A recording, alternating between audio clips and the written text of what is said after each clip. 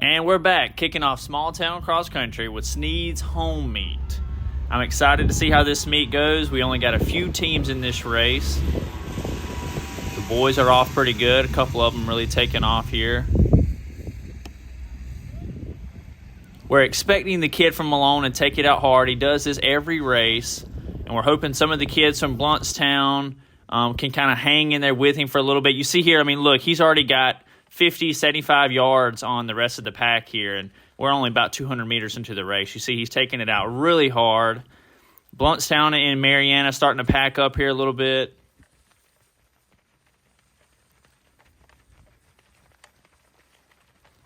Like I was saying, you have the senior from Blountstown there, Austin. I expect him to kind of work up through the race. You have the junior Hunter Schuler as well right there with him. I expect those two to kind of work together here in the beginning. There's also Alex from Blountstown as well in 11th grade. I expect him to slowly move up. He's more of a late race attacker. He's really a good closer, so I don't expect to see him for, honestly, the first 2 miles of the race. And, wow, you see he's already got probably 30 seconds, 25, 30 seconds on the rest of the group here. So he's really taking it out hard, the kid from Malone, that is.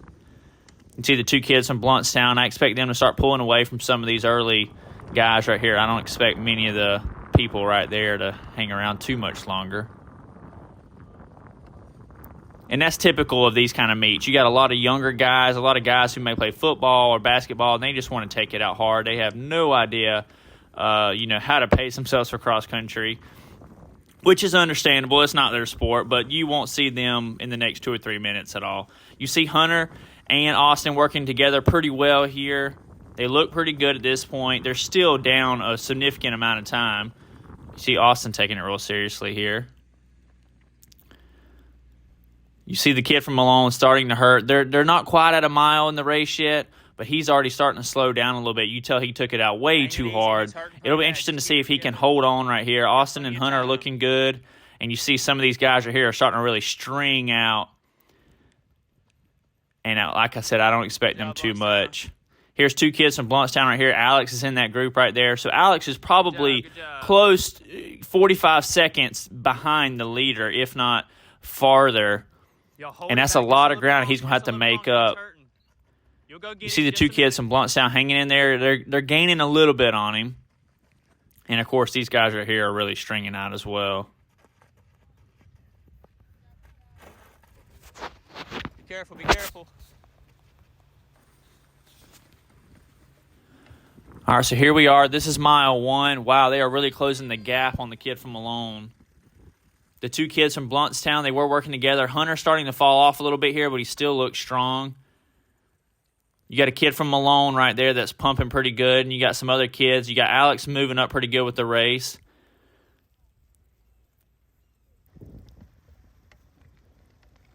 Here we have Hunter. He's in currently 3rd place. He's starting to slow down a little bit, but he's still looking strong.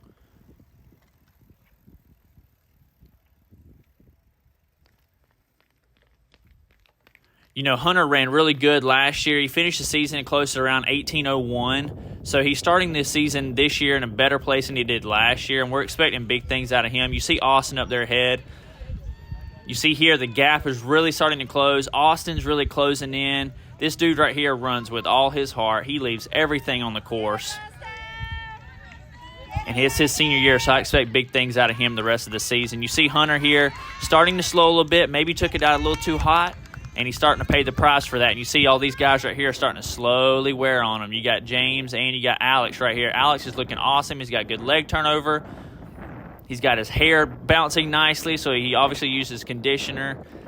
And we see the kid from Malone looking pretty good too. You see the cadence. Look at the cadence. Look how much faster their legs are moving than Hunter's. That shows you right there that Hunter probably took it out a little hard. And look at this kid right here. Speaking of taking it out too hard, this kid right here is hurting pretty bad, but he's still chugging along pretty good. Obviously, he's still in first, so there's nothing to worry about right now. And we're on lap 2 of this course, so he's got to hold on this last little bit, and let's see if someone can possibly run him down. But probably the largest lead he had was at about 200 to 300 yards into the race, and ever since then, the kid from Blountstown has slowly begun to close that gap.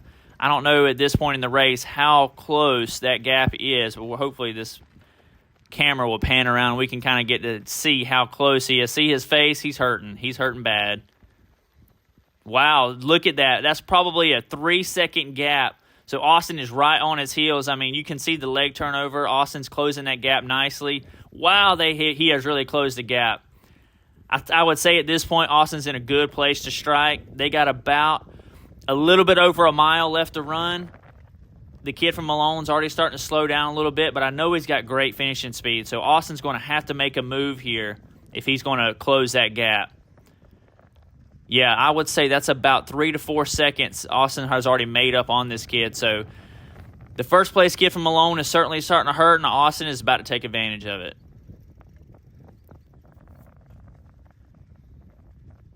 And it'll be interesting to see how much farther back the rest of the kids are.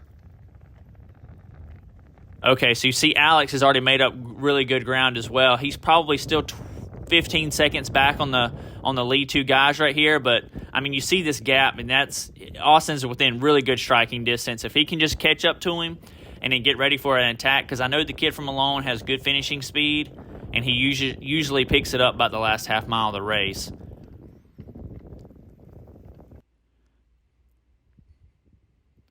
There's Alex right there in third place. He's picking it up. You see Alex is closing really good on these other two guys in first right here. Austin's losing a little bit of time on the first place guy from Malone. If he's going to make any kind of move, he's going to have to do it soon because there's just not enough real estate left to run this guy down if he don't hurry up and pick it up. Kid from Malone's looking good. He's starting to shake out his arms. I can tell he's kind of gearing up towards the finish. Austin's legs are looking a little heavy, but there's still a lot of cross-country to run. And then let's see, we have Alex here coming up. Alex looks good. He's got good leg turnover, really quick, light on his feet. I expect Alex probably to do something here in the last mile. He might even be able to run both these guys down if he'll pick it up. And that's, crazy considering he was probably 40 seconds down the first mile, and he's already now within 10 seconds of these guys. So he's made up really good ground. Here we have another kid from Bluntstown and Malone. Come on, fellas. Finish strong. Finish strong. It'll be interesting to see how these two guys play out, if they work together the rest of the race or if one of them kind of pulls ahead. Here we have another kid from Bluntstown, James. He's looking pretty good. Nice and steady. All right, here we are back in the lead. We have the two kids from Bluntstown. Alex has made up crazy amounts of ground. I mean, he has come from... It was even like he wasn't even in the same race as these guys, and now he's right here in the mix.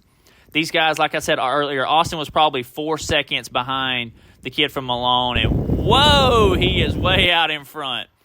He has opened up that lead, and look at him now. He is going towards the finish. He probably had 4-second lead earlier, and now he's looking at 20 or 30 seconds. So he has really dropped the hammer this last half mile. We knew he was. He typically races this way. He starts off strong, and he finishes strong. But in the middle is where he's really got to work on this. He's probably a half mile from the finish now with a good 20 to 30-second lead. I don't expect anyone to run him down, but I've seen crazier stuff happen before, so we'll have to just keep watching here and see what transpires over the next half mile or so. Here we got Alex in the same position. He's looking good, really pumping now. He's actually passed Austin, so that shows you right there how much time has happened in the last quarter mile. And here's the kid from Malone, barely breaking 19. That's a good time for as hot as it was in the course. So that's a pretty good time. Here we have Alex. Phenomenal race by Alex. I did not expect him to come back and finish second. And here we have Austin as well, just a few seconds back. Austin ran an awesome race. Like I said, no one fights harder than this kid on the course. It's really awesome. Oh, here we have a close race here with Malone and Bluntstown. The Malone kid edges out Hunter. Hunter had a really good race. He just took it out a little too hard in the beginning. And I think he's kind of paying the price now, as you can see. Here's the fourth place on Bluntstown. I see a Malone in the back. It's going to be a close race for team positions in between Bluntstown and Malone. And I think I see Bluntstown's fifth runner. So I think Bluntstown's going to end up pulling out the win. Good job, Bluntstown.